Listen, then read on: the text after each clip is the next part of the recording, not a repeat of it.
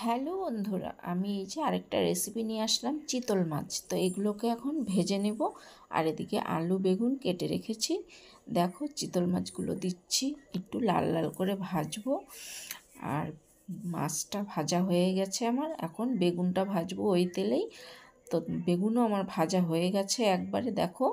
তো এগুলোকে তুলে রাখবো, পরে দেব। তারপর ওই আলু দিয়ে দিলাম, আলুটাকে একটু ভেজে নিয়ে তারপর মশলা দিয়ে দিব, জিরা আদা লঙ্কা বাটা তো দিয়ে দিলাম। তো এটাকে ভালো করে কষিয়ে নেব। এই যে দেখো কষানো আমার হয়ে গেছে। এবার বেগুনটা দিয়ে দিলাম, তারপর জল দিয়ে দেব মাপ মতন ঝোল। তো দেখো মাছ আমার বেশি না, তাই ঝোলটাও মাপ মতনই দেব। তো এই যে দেখো এবার জল দিয়ে দিলাম। তো তোমরা কে কে চিতল মাছ খাও অবশ্যই আমাকে জানাবে। আমার তো ভীষণ ভালো লাগে, তাই তোমাদেরকেও দেখাচ্ছি। এই যে দেখো জল দিয়ে দিলাম মাপ মতন।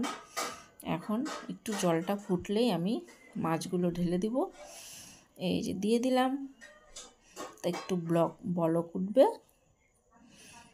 10 মিনিট রাখবো, তারপর আমার মাছের ঝোল কমপ্লিট। তোমরা ভালো লাগলে আমার পাশে থাকবে, এভাবেই আবার আরও নতুন নতুন ভিডিও আনবো, তোমাদেরকে দেখাবো।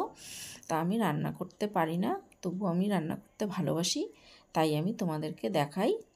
তো তোমরা কিছু মনে করো না, প্লিজ আমাকে সাপোর্ট করো। ভালো থেকো, সুস্থ থাকো, আবার নেক্সটে দেখা হবে। এই যে আমার চিতল মাছের রেসিপি কমপ্লিট।